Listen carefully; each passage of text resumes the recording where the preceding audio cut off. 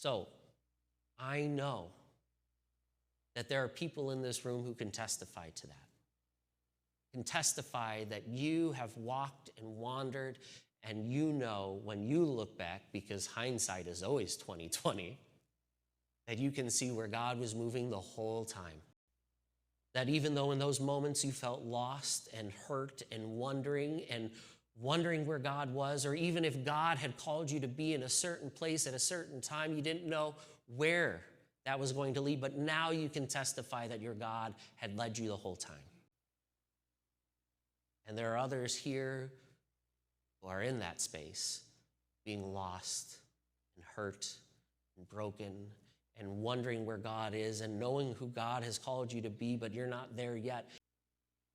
For those who are in the journey, to hear the good news and the hope that your God is with you,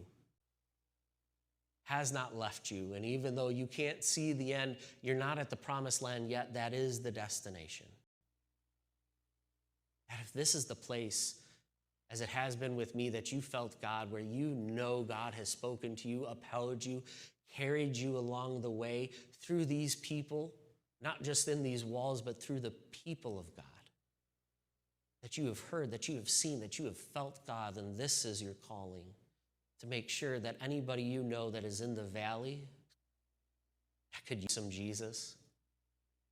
that you point them to the place where you know Jesus is. And so I offer and encourage you to stand as those who wrote down the scriptures to testify the same thing about this place to those you know, to offer them the good news